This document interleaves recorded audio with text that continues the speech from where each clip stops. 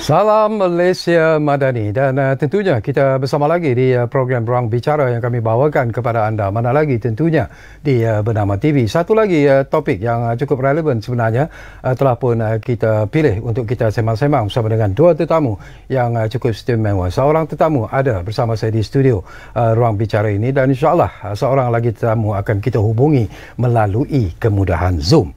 Baiklah, apa lagi topik yang menjadi perbincangan seluruh dunia sebenarnya. Ini berkaitan dengan pemilihan umum Presiden dan Wakil Presiden Republik Indonesia ataupun pemilu 2024. Dan topik yang menjadi pilihan kita ialah hari menentukan masa depan Indonesia. Baiklah, izinkan saya memperkenalkan dulu tetamu yang sudah pun berada bersama saya di studio Ruang Bicara ini. Kita ingin mengucapkan jutaan terima kasih dan selamat datang semula kepada yang berbahagia Dr. Nur Azlan Hadi Yaakob, iaitu pensyarah kanan di Jabatan Pengajian Malaysia, Fakulti Sains Kemanusiaan UPSI ataupun Universiti Pendidikan Sultan Idris. Jadi Doktor, apa khabar? Saya Alhamdulillah. Weh, lama kita tak berjumpa. Lama. Kerana lebih banyak di Tanjung Malih. Oh, iyalah. Okey, seorang lagi tetamu. Dia berada di Jakarta ketika ini. Jadi kita ingin mengucapkan jutaan terima kasih kepada yang berbahagia Encik Hanif Ahmad yang merupakan Eksekutif Kanan Penyelidik di Institut Darul Ehsan ataupun IDE di sektor ASEAN. Jadi Tuan Hanif, apa khabar? Halo Tuan Hanif. Khabar baik, Alhamdulillah kepada semua. Alhamdulillah sekarang. Ya, saya sekarang boleh dengar saya? Boleh. Okey, baik. Terima kasih kepada Tuan Serawi. Untuk maklumat, saya berada di Kota Padang. Kota Padang. Okey. Jadi kita nak berkongsi nanti pelbagai pandangan dan juga pendapat. Baik, insya-Allah. Kebetulan Tuan Hanif berada di sana, jadi mungkin dapat memberikan satu gambaran yang lebih jelas sebenarnya tentang reaksi dan juga terutamanya lah daripada pengundi-pengundi yang telah pun mungkin turun membuang undi untuk pemilihan umum Presiden dan Wakil Presiden Republik Indonesia untuk tahun 2024 ataupun pemilu 2024 ini. Baik, macam saya katakan, bila kita bercakap tentang pilihan raya Indonesia, pilihan raya Presiden Indonesia ini, ianya merupakan pilihan raya yang terbesar di dunia sebenarnya, dan mungkin ramai juga mengetahui bahawa jumlah pengundi berdaftar sahaja lebih daripada 200 juta sebenarnya, dan ada 800,000 pusat mengundi yang telah pun dibuka, dan sesuatu yang menarik juga ianya melibatkan 6 juta petugas dalam usaha untuk mencalan dan melicinkan lagi proses pengundian presiden ini. Baiklah, mungkin kita mulakan dulu dengan Dr. Nur Azlan Hadi Yaakob lah. Dia juga sebenarnya berada di Indonesia sebelum pemilu ini dia bermula sebenarnya. Jadi dari pemerhatian Dr. Nur Azlan sendiri ketika itu, bagaimana tentang reaksi rakyat Indonesia sendiri bila kita bercakap tentang pemilihan umum Presiden dan Wakil Presiden ini? Terima kasih. 5 tahun yang lalu, 2019, kita berada di sini. Kita bincang tentang pemilihan Presiden 2019. Pada waktu itu ada yang kita bincang betul-betul terjadi dan ada yang tidak terjadi. Misalnya Pak Prabowo, pada waktu itu saya mengatakan beliau tidak akan bertanding lagi. Tetapi dalam sains politik tidak seperti dalam sains tulen. Kita boleh ramalkan ada perkara yang tidak terjadi kerana faktor-faktor tertentu. Baik, dalam konteks Indonesia sendiri, mereka menantikan pilihan raya ini, walaupun pilihan rayanya hari ini 14 hari bulan, tapi mereka dah bercakap pilihan raya 2 tahun yang lalu. Jadi kalau kita perhatikan di stesen TV mereka, media-media sosial dan sebagainya, mereka telah bincangkan 2 tahun yang lalu. Cuma hari ini hanya sekadar untuk muktamadkan apa pilihan yang ingin mereka undi sebenarnya. Tapi reaksi masyarakat itu mereka teruja dalam pilihan raya, dan Alhamdulillah banding dengan 2019, hari ini kita belum kedengaran petugas yang meninggal. Kalau 2019 kita dikejutkan dengan banyak yang meninggal.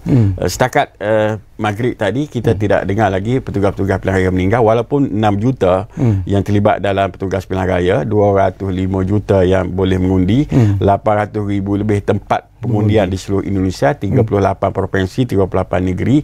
Mereka mengundi 5 kertas undi daripada calon presiden hingga calon wakil rakyat daerah, kabupaten.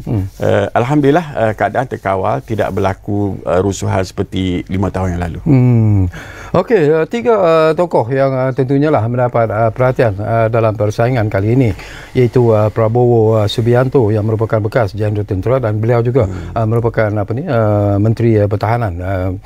Dan ketika Jokowi menjadi presiden, dan satu lagi tokoh yang juga dikatakan mempunyai potensi yang cukup baik ialah Anies Baswedan, iaitu bekas Governor Jakarta, dan seorang lagi tokoh yang bertanding ialah Ganjar Pranowo, iaitu bekas Governor Jawa Tengah. Jadi ini merupakan perkara-perkara ataupun tokoh-tokoh yang cukup penting dan menarik sebenarnya. Dan sebelum kita dapatkan pandangan saudara Hanif Ahmad sendiri di Jakarta. Mungkin dia ada masalah sedikit untuk berhubung dengan kita ketika ini. Tapi mungkin Dr. Nur Azlan, daripada pemerhatian doktor sendirilah, memang ramai menjangkakan bahawa Prabowo Subianto mungkin akan memenangi saingan kali ini, dan dikatakan kalau kita lihat pada berita terkini yang telah pun kita terima, Prabowo mendahului undian setakat petang ini. Ini sesuatu yang mungkin sebenarnya dijangkakan. Tapi apa faktor sebenarnya yang memberi kekuatan dan kelebihan kepada Prabowo sebenarnya? Terima kasih Syed Syakawi. Begini kalau kita tengok beliau dah 2 kali bertanding presiden, 2014, 2019. Kedua-duanya kalah. 2019 beliau mendapat lebih kurang 46.6% jumlah undi pada waktu itu. Dan saya tidak menyangkakan beliau akan masuk kabinet. Rupa-rupanya Presiden Jokowi telah meminta beliau masuk kabinet dan jadilah sebahagian daripada kerajaan. Kenapa beliau menonjol? Sewaktu beliau menjadi Menteri Pertahanan, beliau menunjukkan kebolehannya. Berarti segala tomahan yang ditunjukkan kepada beliau sebelum pada ini, beliau tunjukkan dengan prestasi kerja. Saya fikir ini antara faktor terbesarlah. Yang kedua, Cik Syakawi, kalau kita perhatikan dalam pilihan raya ini ataupun 3 tahun kebelakangan ini, pasukan Pak Prabowo telah berjaya memberi imej Pak Prabowo sebagai orang yang sederhana. Kalau kita tengok dalam kempen ini, beliau tidak ada naik kuda seperti Panglima Perang, naik jeep besar, tak ada.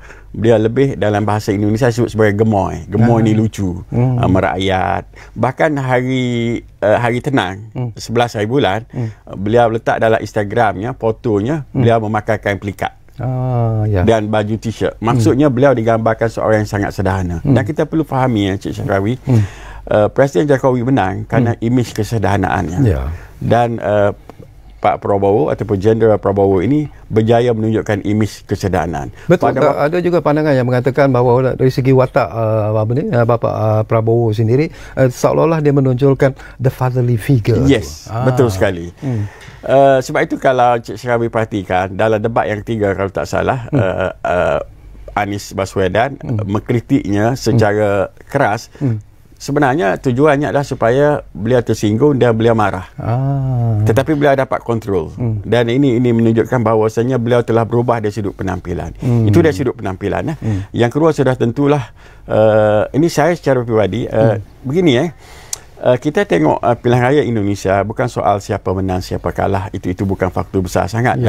Kerana siapa pun menjadi Presiden Republik Indonesia, parti mana pun yang menang kekal menjadi jiran kita yang paling dekat dan yang paling baik. Saya fikir kerajaan kita berada dalam suasana yang begitu. Cuma kita nak tengok suasana pilihan raya di tempat mereka, sistem yang mereka buat, cara mereka berkempen, apa yang bagus yang boleh kita contohi di Malaysia.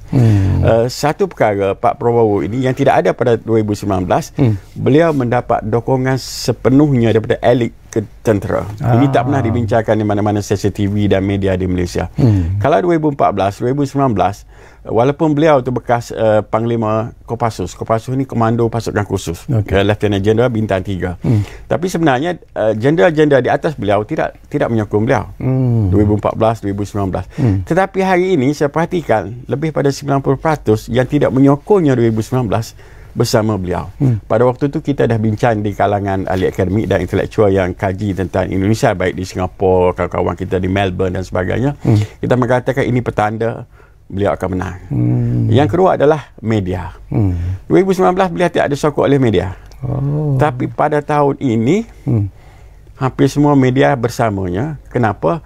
Kerana pemimpin-pemimpin media itu sebahagian daripada penyokong Tegarnya hari ini. Itu. Dan faktor yang tiga sudah tentulah kerana endorse daripada Presiden Jokowi itu sendiri.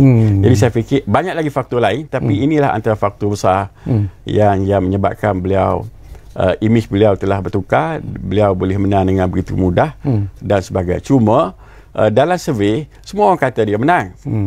Cuma orang tak berani mengatakan sama ada beliau menang mudah atau menang dalam susah. Maksud menang mudah, menang satu putaran. Apa maksud menang satu putaran? Sistem di Indonesia, sesiapa nak menang, dia mesti mendapat 50.1. 50%. Betul. Itu dia punya. Dan mana-mana survey yang dibuat, beliau dapat 46, 48, 49 dan dekat dengan minggu bertenang 10 hari bulan itu, ada 3 survey utama telah menetapkan beliau berjaya mendapat 51%. Dan ada yang belum buat keputusan dalam 11-12. Jadi tidak terkejutlah kalau keputusan itu ada pada hari ini, beliau mendahului. Dan kita perlu fahami dalam konteks Indonesia, quick count ini sebenarnya tak jauh bezanya dengan keputusan rasmi yang akan diumumkan nanti. Kalau beza pun 1 hingga 2% saja. Okey, kita nak dapat kepastian juga daripada seorang lagi tetamu kita, iaitu Hanif Ahmad yang berada di Indonesia. Tapi sebelum itu, sebelum saya lupalah, saya ingatkan juga kepada penonton-penonton yang mungkin sedang mengikuti ruang bicara ketika ini, anda juga sebenarnya kami alu-alukan untuk berkongsi pandangan dan juga pendapat berkaitan dengan isu ini. Jadi seperti biasalah, talian yang kami sediakan kepada anda di 0326979768. Baik, mungkin Hanif, apakah anda sudah bersedia sekarang ini? Jadi ini sudah. Menarik. Okey, kalau kita lihat kepada berita terkini daripada quick count yang telah pun berlangsung selepas saja pemilihan presiden ini dilaksanakan, Prabowo mendahului undian setakat petang ini. Jadi kita nak dapatkan kepastian jugalah daripada Hanif sejauh mana benar ataupun tidaknya seperti apa yang dilaporkan oleh media kita ketika ini dari Indonesia itu sendiri. Keputusannya setakat ini. Baik, pertama Assalamualaikum warahmatullahi wabarakatuh. Salam sejahtera dan selamat petang semua. Terima kasih kepada Tuan Syarkawi dan juga rakan panel Dr. Nazrul Hadi, dan sekarang saya berada di Kota Tengah Padang, dan untuk melihat kepada situasi yang sekarang ini selesai daripada pemilu, proses pengiraan masih lagi berjalanlah di TPS, di tempat pemungutan suara masih lagi sedang dijalankan sebab mereka ada 5 kotak undi yang perlu dikira, namun telah didahului dengan dua kotak utamalah, terutama kotak presiden dan juga calon wakil presiden yang didahului untuk proses pengiraan. Di sini juga banyak pihak yang menjalankan quick count untuk mendapatkan keputusan secara tidak rasmi tentang siapa yang mendahului untuk pada ketika ini. Kalau kita boleh lihat juga sama juga situasinya di sini, masih meletakkan calon nombor 2 Pak Prabowo dan juga Gibran masih lagi mendahului dengan angka 50% hingga ke 60% lah. Dan angka calon nombor 1, urut nombor 1, Anies dan juga Muhaimin juga mengikuti antara 25 hingga ke 30%. Dan sebaliknya daripada calon urut nombor 3, Mahfud dan juga Ganjar sekitar 17 hingga ke 20%. Tidak jauh beza dengan apa yang kita dapat di Malaysia, apa yang kita lihat sekarang ini. Cumanya pelbagai reaksi daripada lembaga survey yang menjalankan quick count, saya ingat lebih daripada 20, mungkin lebih lagi, juga memberi reaksi lebih kurang lebih antara 50% ke 60% milik kepada presiden, bakal presiden yang dan juga wakil presidennya Gibran dan juga Prabowo. Dan itu yang kita boleh lihat buat masa ini, dan keadaan masih tenang, cumanya keterujaan mereka menyambut keputusan-keputusan itu sekarang ini mungkin agak sedikit kelihatan lah untuk buat masa sekarang. Okey, saya juga nak dapat pandangan Hanif tentang suasana ketika berlakunya pilihan raya ni, proses pilihan raya ni sendiri. Ada tak berlaku insiden-insiden yang mungkin di luar jangkaan, insiden-insiden yang tidak diingini sebenarnya berlaku semasa proses pengundian itu berlangsung di siang tadi? Okey, baik. Ini perkara yang sangat menarik, dan ini adalah kali kedua keterlibatan saya dalam pemilu Indonesia. 2018 saya di Jakarta, dan kali ini beralih kepulauannya berada di Sumatera. Keadaannya sama, meraihkan perayaan demokrasi ini dengan baik. Usai saya sampai semalam pun yang dikatakan tempoh bertenang itu benar-benar bertenang. Kita tidak lihat apa-apa bendera ataupun bahan-bahan kempen yang kita boleh lihat tergantung ataupun ditampal di mana-mana, memang setenang-tenangnya proses minggu bertenang ini. Dan kemudian hari ini saya bermula agak awal, awal subuh. Kita bergerak kerana proses pengundian yang diberikan kepada pusat-pusat mengundi ini sekitar 6 jam. Iaitu bermula pukul 7 pagi hingga pukul 1 petang, kemudian ditutup dan proses pengiraan dimulakan. Dan saya sempat ke beberapa TPS, tempat pemungutan suara. Saya ingat ada 7 tempat pemungutan suara yang sempat saya singgah, dan semuanya meraihkan pesta demokrasi ini secara aman, hadir dengan keadaan yang agak terbuka, hadir dengan keadaan yang bergembira lah meraihkan, walaupun mungkin ada sedikit ada perbezaan antara mereka yang kita pastikan, kerana mereka ini mengundi dalam ruang lingkup mereka sendiri. Ibaratkan macam satu kampung itu kira dalam 300 ke 350 orang, maka sesama sendirilah yang dah menguruskannya pun adalah ketua kampung, nazim masjid, adalah pimpinan masyarakat itu sendiri yang menguruskan proses pilihan raya ini, yang menjadikan ibaratnya panggil kawan-kawan jumpa-jumpa, cuma mengundi, dan prosesnya agak aman dan kita nampak agak unik. Ini yang belum pernah lagi kita lihat di Malaysia lah setenang ini. Okey, sebelum saya dapatkan pandangan Dr. Nur Azlan, satu lagi persoalan juga yang saya nak dapatkan pengesahan sebenarnya daripada Hanif ya. Tadi pun saya terbaca jugalah di media yang mengatakan, didengar jugalah berita di media-media yang disiarkan hari ini yang mengatakan bahawa keadaan cuaca juga sebenarnya tidak begitu baik. Ada wilayah-wilayah yang menerima hujan yang agak lebat di sebelah pagi, dan itu menyukarkan pengundi-pengundi untuk keluar mengundi, dan dikatakan bahawa ada juga kawasan-kawasan ataupun wilayah-wilayah tertentu yang dilanda banjir. Jadi apakah ini benar-benar mungkin menjejaskan sedikit proses pengundian yang berlangsung hari ini, Hanif? Okey, saya mendapat maklum juga perkabaran dari juga rakan-rakan dan teman-teman yang berada di Jakarta. Mereka berhadapan dengan situasi ini, iaitu hujan di pagi hari dan juga kawasan yang terlibat dengan banjir. Tapi Alhamdulillah di sekitar Sumatera Barat ini, di mana kawasan saya berada ini, cuaca baik di pagi hari, mendung juga ke tengah hari, dan hujan mula turun pada jam 2 petang. Waktu proses pengiraan tidak bermula, maka hujan mula, itu pun renyai saja. Dan betul, cuaca itu tidak menentu keadaannya hari ini, tapi untuk proses keluar mengundi itu cuacanya baik, cumanya sewaktu proses pengiraan bermula hujan turun sedikit lah, itu pun sekitar dalam 10 ke 15 minit, dan kemudian proses pengiraan itu disambung seperti biasa lah. Tiada masalah cuaca yang berat di Sumatera. Yang saya difahamkan yang berlaku itu di sebelah Jakarta. Itu respon saya. Okey, Hanif, nanti banyak lagi persoalan yang akan kita kongsikan ya. Ada tenang-tenang dulu di sana, dan kami akan hubungi anda semula sebentar saja lagi. Kembali semula kepada Dr. Nur Azlan. Barangkali menarik apabila doktor sendiri membangkitkan bahawa pada mulanya kita tidak mencangkakan bahawa Prabowo akan bertanding dalam pilihan raya ini, tetapi akhirnya dia mengambil keputusan untuk bertanding. Tetapi yang lebih menarik di sini ialah apabila dia dipasangkan dengan Gibran Raka Buming Raka, iaitu anak lelaki sulung kepada Presiden Jokowi. Apakah ini satu tactical game yang akhirnya membawa impak yang cukup positif kepada kedudukan Prabowo dalam pilihan raya kali ini? Betul sekali, tactical game. Dulu kita 5 tahun dulu kita duduk di sini, saya mengatakan pada waktu itu akan naik generasi baru. Saya menjangkakan yang akan bertanding itu anak Presiden Megawati, nama Puan Maharani. Rupanya beliau tak mencalonkan anaknya, dicalonkan Ganjar.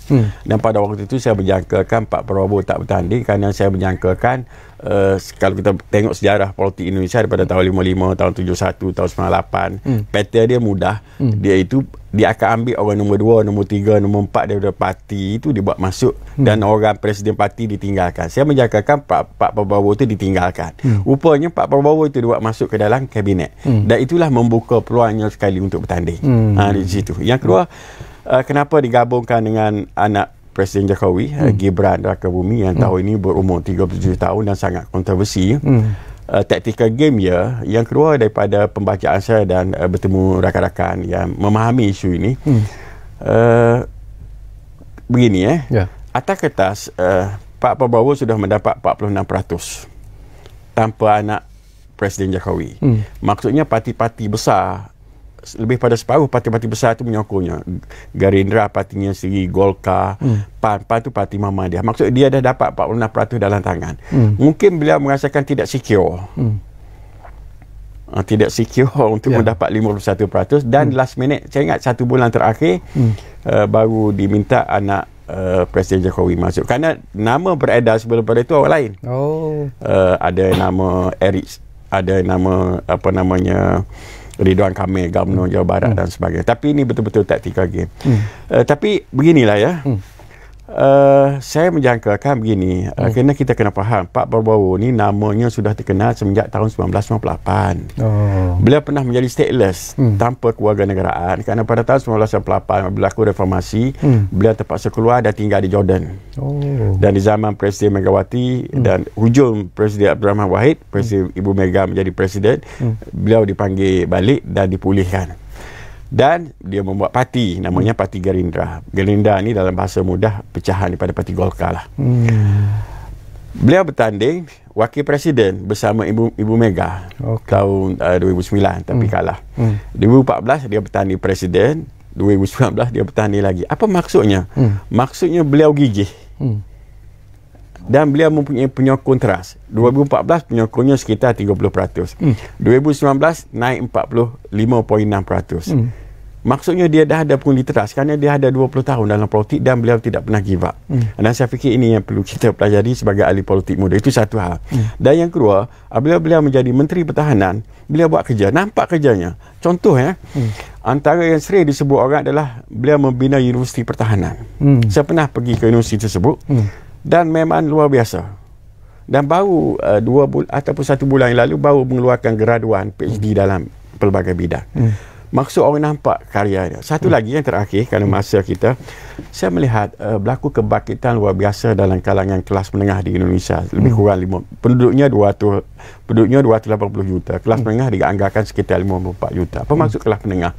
Orang yang lebih kaya daripada kita. Orang yang keretanya ada 7-8 buah depan rumah. Cik Syakawi pernah berada di sana dalam waktu yang lama, lebih memahami, yang berboleh bahasa Inggeris.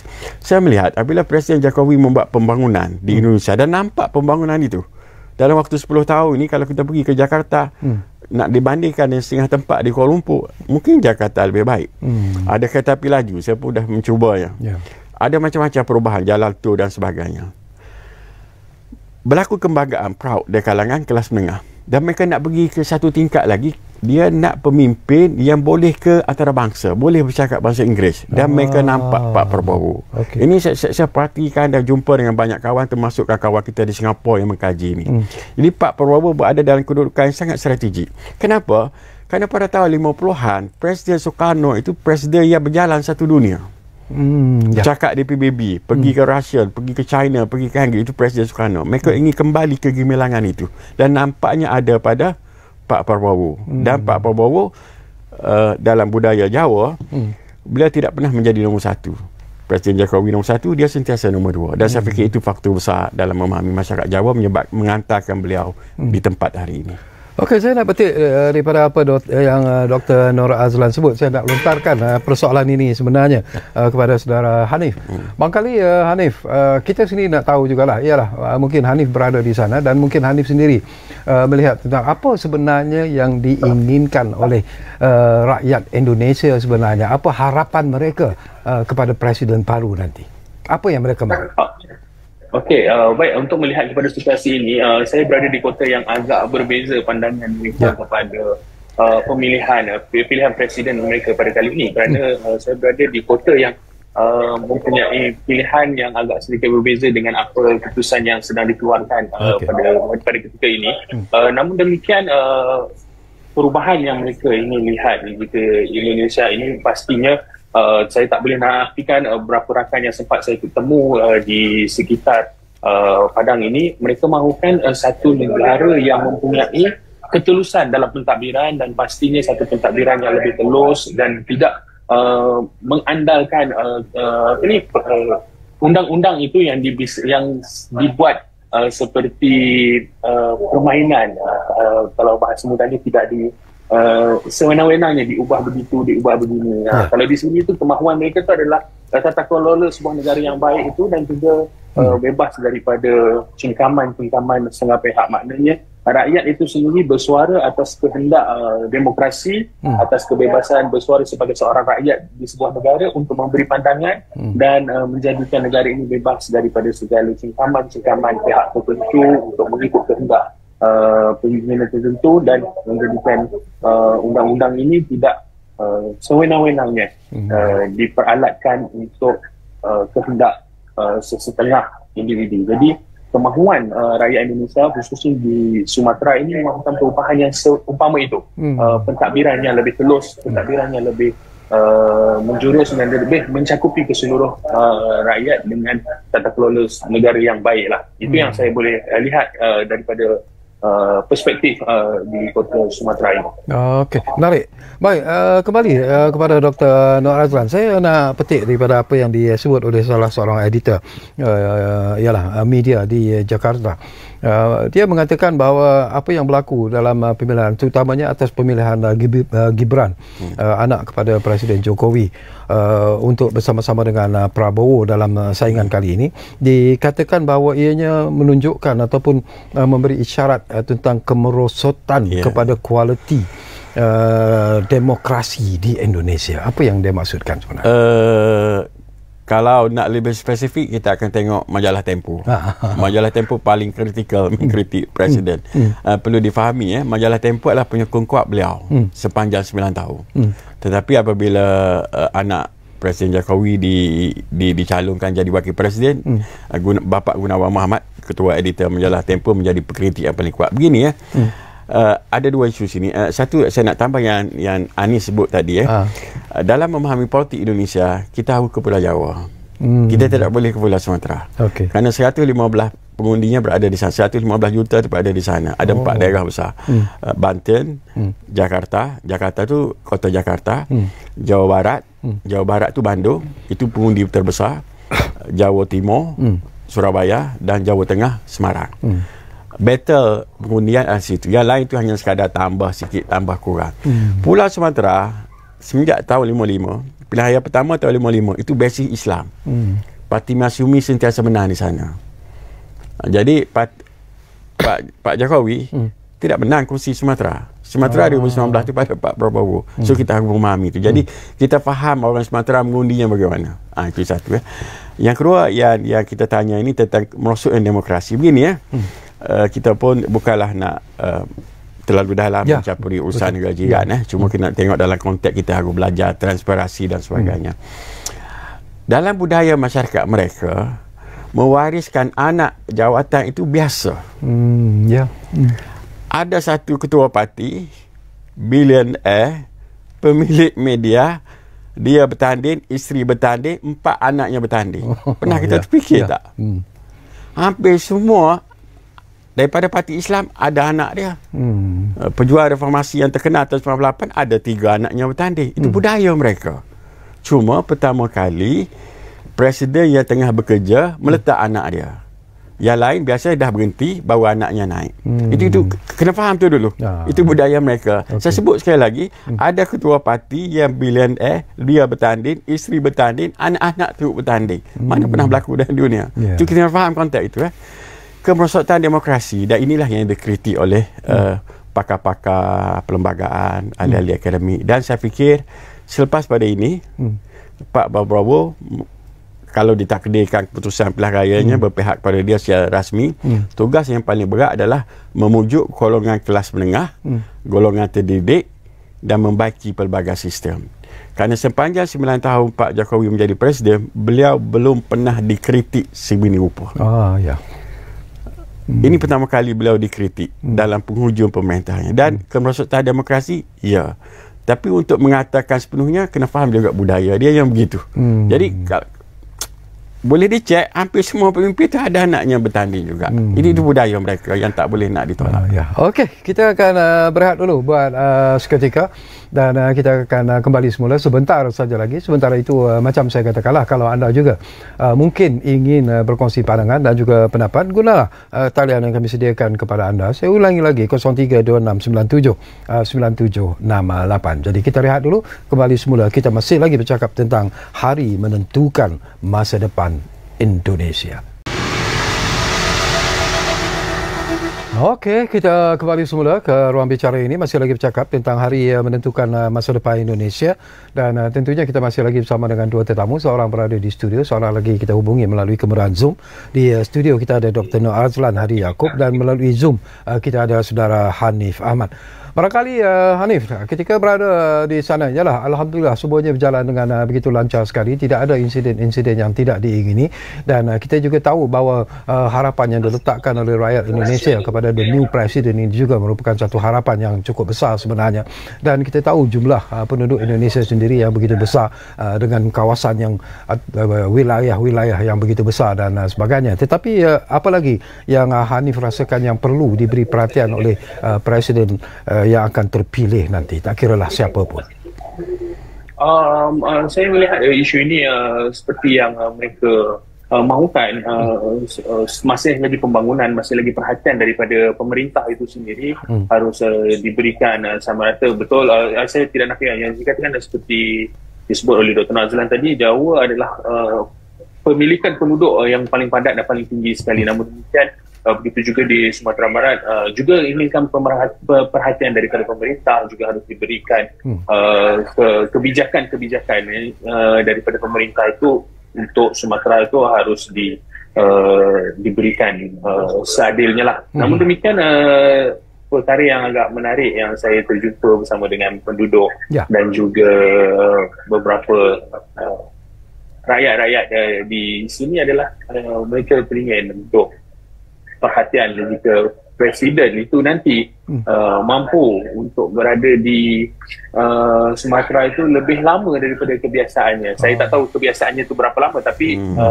dikatakan mahu kalau boleh sebulan ke 2 bulan duduknya lama di sini, akan selesaikan semua kerja, satu kerja habis, balik sana, lagi 2-3 bulan datang balik duduk di sini 2-3 bulan.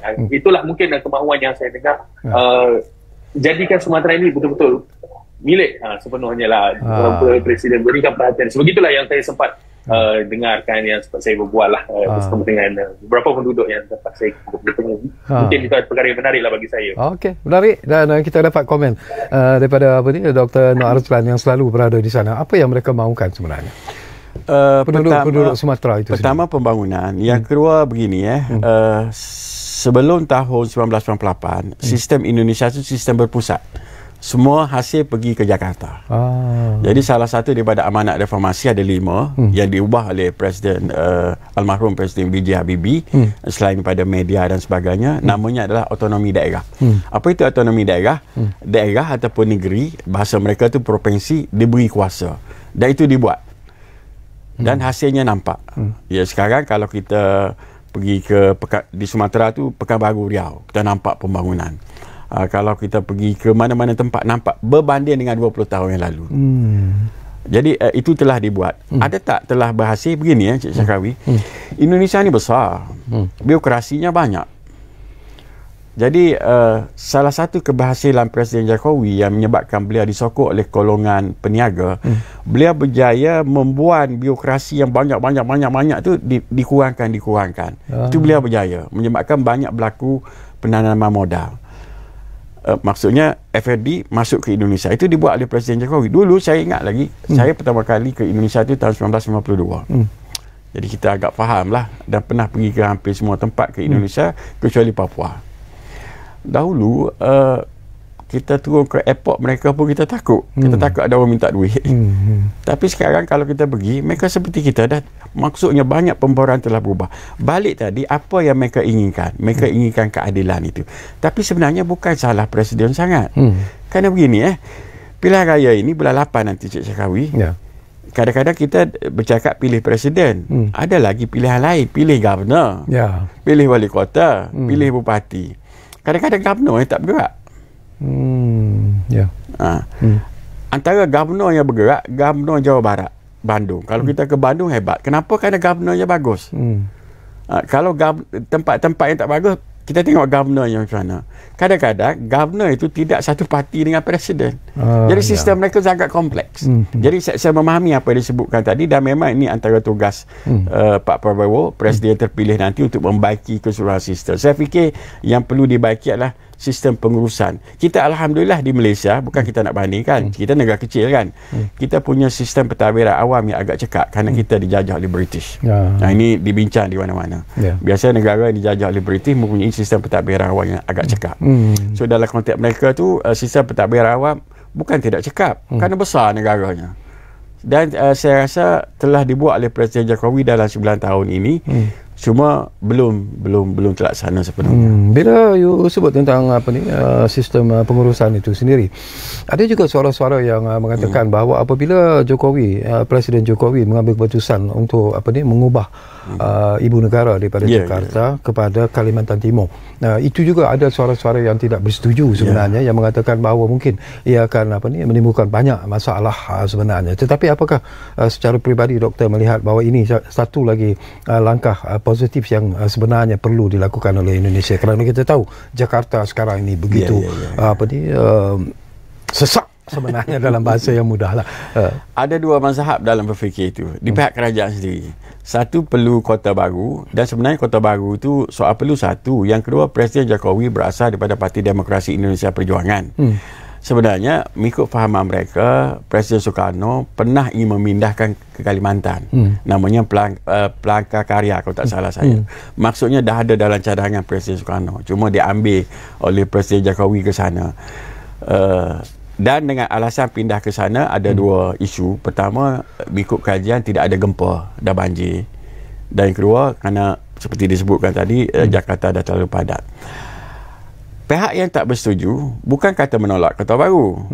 Antara yang tak bersetuju ni termasuk bekas-bekas wakil presiden, bekas menteri, orang berpengaruh.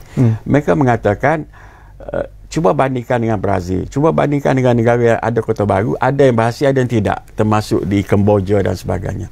Kerana tidak boleh bandingkan dengan Malaysia, kerana Putrajaya dengan Kuala Lumpur tu dekat. Ini satu tempat baru, tapi ke Jakarta tu masih jauh. Maka mereka mencadangkan, apa kata kita bangunkan Jakarta, kita bangunkan juga kota-kota lain setara dengan Jakarta. Baru ini pandangan kedua. Itu lebih pada mazhab. Kita tidak berada dalam kedudukan bersetuju atau tidak Kota Baru, tapi mazhab ini bertembur. Dan bagi yang tak bersetuju, mereka mengatakan mereka membuat Kota Baru, buat dulu baru bincang. Jadi dalam konteks Indonesia, demokrasi dah bincang ni satu topik yang sangat besar. Mereka dalam konteks mereka bincang dulu baru buat. Saya tengok polemiknya lebih pada situ. Okey, kembali semula kepada Hanif Ahmad di Indonesia. Ini pun satu lagi persoalan yang menarik jugalah saya nak dapatkan pandangan daripada Hanif. Sempena dengan pemilihan umum presiden dan wakil presiden ataupun pemilu 2024 ini, apa yang menarik kepada saya adalah pelancaran apa yang disebut sebagai program bantuan sosial. Ini pun sesuatu yang cukup menarik sebenarnya, dan jumlah yang dibelanjakan juga dikatakan begitu besar sekali, iaitu 500 trilion rupiah, iaitu kira-kira berapa, 150 juta ringgit sebenarnya kalau kita tukar kepada mata wang kita lah. Tapi apakah rakyat di sana di Indonesia sendiri menyambut baik sebenarnya program bantuan sosial ini? 1.5 bilion. Ya? 1.5 bilion. 1 bilion, ya betul. Ya. Baik, melihat kepada bantuan sosial ini sebenarnya sedikit sebanyak memberi dampak dan kesan kepada kempen yang dijalankan, kerana ianya ini seperti yang dijalankan kita ibaratkan di Malaysia itu bakul makanan kan. Bantuan sosial ini dia sangat memberikan satu gambaran yang baik, dan kemudian ini adalah diibaratkan seperti pertama kali mendapatkan satu bantuan sosial ini, mendapat bakul makanan yang agak lengkap dengan penuh rujinya.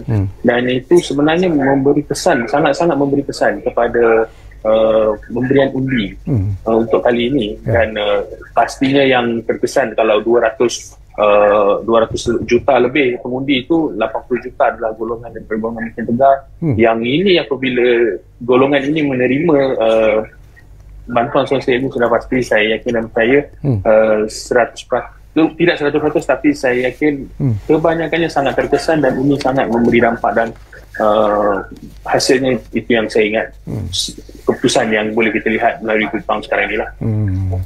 Okey, tadi pun saya doktor ya, saya sempat melihat berita lah, dan saya juga sempat mendengar kenyataan yang dikeluarkan oleh Prabowo. Dia sambil berenang lagi dalam kolam sebenarnya, sedang berehat sebenarnya. Tetapi ialah dia pun mungkin menjangkakan bahawa dia mungkin akan menjadi the next Indonesian President sebenarnya. Tetapi dia juga meluahkan satu statement yang cukup menarik. Dia mengatakan bahawa bukan mudah sebenarnya untuk mengubah apa yang sedia ada, terutamanya daripada sikap, daripada segi attitude pemimpin ketua-ketua parti di Indonesia itu sendiri. Kalau dia mau membasmi rasuah, dia dikatakan sukar, amat sukar dan sebagainya. Jadi apa cabaran yang akan dihadapi oleh Prabowo sekiranya lah dia diangkat sebagai Presiden Indonesia menggantikan Presiden Jokowi? Betul sekali Cik Syakawi, tidak semudah itu. Pak Prabowo dia suka berenang kerana dia tak boleh jogging. Kerana kakinya waktu dia terjun dalam Kopassus payung terjun tu, kakinya kena jadi sebelah tu jadi pincang. Sebab tu dia banyak berenang. Baik. Sepanjang politik Indonesia, Presiden Soekarno puluhan tahun digulingkan, jatuh tahun 67, naik Presiden Soeharto tahun 67, secara ofisialnya tahun 71, digulingkan tahun 98. Mereka adalah pemimpin-pemimpin yang kita tak katakan diktator, tapi sangat kuat ke atas dan maksudnya satu komando. Berlakulah reformasi, berlakulah demokrasi. Demokrasi mula dirasakan, tapi tak lama. Habibie 1 tahun lebih, Gus Dur 1 tahun lebih, Ibu Mega 2 tahun. Berlakulah pemilihan langsung 2004, iaitu Presiden Susilo Bambang Yudhoyono 2 penggal. Dan beliau adalah Jenderal Askar 4 bintang. Agak keras juga. Lepas tu naiklah Presiden Jokowi. Baik. Kesemua mereka telah mencuba untuk merubah Indonesia. Ada yang berjaya dan tidak. Dalam bab rasuah tak berjaya. Bahkan ini boleh dicek di mana-mana disebut, termasuk oleh menteri mereka sendiri, bahawa rasuah berlaku sekarang lebih teruk daripada 1998. Kerana ini sudah ada dapatan. Kenapa? Kerana pada tahun 1998, kalau berlaku kebocoran, ketirisan, hanya satu pihak, disebut keluarga cendana. Keluarga cendana itu keluarga presiden lah. Hari ini, akibat pendemokrasian, governor bertanding, bupati bertanding, otonomi daerah dibuat. Jadi semua orang ada kuasa. Itu yang menyebabkan jadi begitu. Dan mereka tak dapat nak kawal, dan mereka sedang mencari pelbagai usaha untuk menyelesaikan itu. Jadi saya memahami apa yang disebut oleh Jenderal Prabowo Subianto tadi, salah satu masalah terbesarnya itu. Dan yang kedua adalah sistem politik. Kenapa sistem politik? Begini Cik Syakawi, mana-mana parti politik kalau nak stabil, dia harus mendapat 60% sokongan daripada rakyat. Maksudnya 60 partinya itu sendiri. Sedangkan parti Prabowo, saya dah semak tadi, dia cuma dapat 19% saja. Maksud saya begini, dalam pilihan raya ni, satu bertanding presiden, satu lagi wakil-wakil rakyat yang bertanding untuk merebut 575 kursi di Parlimen. 575 kursi ada di Parlimen. Kenapa penting 575 kursi ini? Kenapa penting wakil rakyat? Kerana dalam undang-undang mereka, kalau nak bertanding next, mereka harus dapat 20%. Jadi buat masa sekarang parti Prabowo kerana pengaruh dia jadi presiden, dia dapat belum dapat 20, hanya 19% saja. Maksudnya dia nak berkuasa, dia kena bergabung dengan parti lain. Apabila bergabung, tawar-menawar. Dan bagaimana nak selesaikan tawar-menawar itu masalah. Kenapa? Kerana dalam konteks Indonesia, kabinet itu telah dibentuk sebelum pilihan raya. Okey, kita nak sambung lagi. Dr. Noor Azlan, saya difahamkan ada pemanggil di talian yang agak lama menunggu. Luqman dari Selangor difahamkan ada di talian kita sekarang ini. Assalamualaikum Luqman. Assalamualaikum. Waalaikumsalam warahmatullahi wabarakatuh. Apa khabar tuan? Baik, alhamdulillah. Saya cuma nak minta pandangan daripada dua tetamu kita. Kerana sekarang ini kita tahu Prabowo ini diangkat ke kabinet berdasarkan daripada usulan daripada Pak Jokowi sendiri. Kemudian anak beliau pun sekarang dah masuk di dalam sebagai calon presiden, wakil presiden. So kita tahu bahawa di Indonesia peraturan untuk menjadi presiden adalah 2 kali masa jabatan. Apakah dengan masuknya orang-orang Jokowi sekarang ni nanti akan memudahkan Pak Jokowi untuk berebut untuk ketiga kalinya pada masa yang akan datang? Kerana kaki tangan dia sekarang ni telah berada di kabinet dan menjadi wakil presiden dan presiden. Bagaimana menurut pandangan daripada tetamu kita? Terima kasih Tuan. Baik, terima kasih banyak-banyak Luqman dari Selangor. Tak tahulah siapa nak jawab soalan ini. Barangkali Dr. Noor Azlan ataupun Hanif pun senyum tadi. Mungkin dia pun nak bagi komen. Sebenarnya dua penggal itu sudah mutamak dalam peraturan perlembagaan Indonesia. Jadi sebenarnya kita tidaklah terlalu dalam untuk mencampuri urusan politik negara jiran kan. Ada pelbagai pandangan di bawah sana yang tidak jelas kenapa anak Presiden Jokowi dicalonkan. Kita belum dapat dari mazhab ini mengatakan begini. Tapi saya melihat begini. Satu, berlaku perpecahan dalaman dalam kabinet, dalam penyokong Presiden Jokowi itu sendiri, menyebabkan beliau terpaksa mengambil alternatif yang ketiga. Alternatif ketiga tidak bersama partinya lah. Adakah anak dia akan mengambil alih begini? Dalam konteks Undang-Undang Indonesia, Wakil Presiden tak ada kuasa. Sangat tak ada kuasa. Kalau tempat kita Perdana Menteri, timbalan Perdana Menteri, kalau timbalan Perdana Menteri tak bagi menteri, tak ada kuasa. Apa timbalan menteri nak buat? Timbalan Perdana Menteri, tempat kita ada kerja kerana dia jadi menteri. Dalam konteks Indonesia, dia jadi Wakil Presiden. Kalau tak ada begitu ke ahli Presiden, tak ada apa. Seperti sekarang dan sebagainya. Tapi di zaman Susilo Bambang Yudhoyono, Wakil Presiden Yusuf Kala tak ada kerana dibagi dua. Maksud tak ada. Tapi ada satu kuasa lain, kalau presidennya meninggal, dia otomatik akan ganti. Itu. Adakah anak Presiden Jokowi ini akan menggantikan? Saya fikir dalam politik Indonesia tidak semudah untuk diramalkan. Kerana bukan hanya anak beliau, anak orang lain pun nak juga dalam konteks mereka yang sangat. Tapi saya mengambil pandangan yang positif oleh seorang politician yang dihormati. Saya jumpa beliau. Saya kata, kenapa jadi macam ni? Beliau mengatakan pilihan raya 2019 pecah antara kelompok merah kiri dan kelompok hijau Islam tu masih terasa. Jadi beliau mengatakan bergabungnya Prabowo yang mewakili kelompok hijau dan Jokowi yang mewakili kelompok merah, kita nak selesaikan masalah perpecahan. Itu kata beliau. Dan saya boleh bersetuju dalam setengah perkara kerana kita harap kenapa Cik Syahkawi dalam pilihan raya ini kita tidak dengar isu agama dibincangkan. Ya, betul. Dan ini saya fikir satu kemajuan yang sangat baik. Okey, barangkali Nif, anda juga mungkin ada pandangan yang tersendiri jugalah berkaitan dengan isu ini. Tapi saya juga nak dapat pandangan. Ada juga kabar-kabar yang dimainkan di luar sana dan kita harap ianya tidak akan menjadi kenyataan. Ialah berpolitik itu adalah sesuatu yang sehat sebenarnya kalau ianya dijalankan dengan cara betul dan bersih. Tetapi ada juga kalau matlamat mereka tidak dapat dicapai, mungkin akan ada golongan-golongan tertentu yang akan melakukan demonstrasi dan sebagainya selepas keputusan pemilihan umum ini dimuktamadkan nanti. Apakah anda mencangkakan itu mungkin akan berlaku? Okey, pertama soalan daripada penonton tadi, saya ingat Dr. Azlan telah menjawab dengan tuntas dan saya ingat itu adalah jawapannya tepatlah. Saya ingat menjawab persoalan daripada pemanggil lah. Jadi untuk melihat kepada pasca daripada pemilu ini, apakah akan terjadi minta dijauhkan bentuk rusuhan ataupun demonstrasi untuk melawan keputusan yang keluar ni, saya menjangkakan barangkali tidak. Kerana hak kematangan demokrasi dan meraihkan demokrasi politik di Indonesia ni saya lihat semakin baik. Terutama saya sekarang mungkin berada di kawasan yang agak terbuka dalam hal demokrasinya. Saya berada di Sumatera Barat ni yang agak lebih terbuka meraihkan demokrasi ini, dan walaupun keputusan agak tidak berpihak dan keterbukaan di sini melihatkan perkara-perkara seumpama itu tidak mungkin berlaku lah. Di Sumatera ini saya tidak pasti apa situasi di Jawa itu macam mana, di Kepulauan Jawa kan.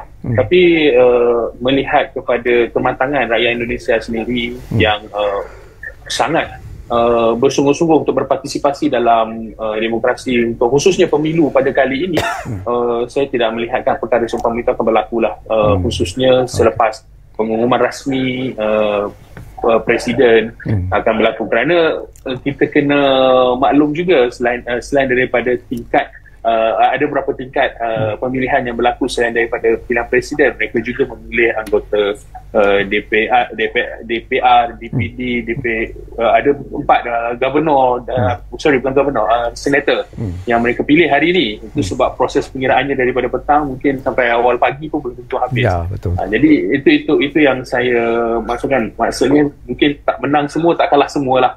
Jadi mungkin ada kemenangan-kemenangan yang di tingkat lain ini boleh mengubati kekalahan yang di pihak lain. Mungkin begitulah. Saya ingat takkan ada demonstrasi yang secara besar-besaran ini. Rakyat yang kuat tak ada. Okey, faham Hanif. Okey, kita di penghujung sebenarnya. Dr. Noor Azlan, lebih kurang 2-3 minit saja lagi. Tapi satu persoalan yang menarik, kita tak tahu jugalah daripada pengalaman Dr. Noor Azlan sendiri, bila agaknya keputusan muktamad akan diumumkan.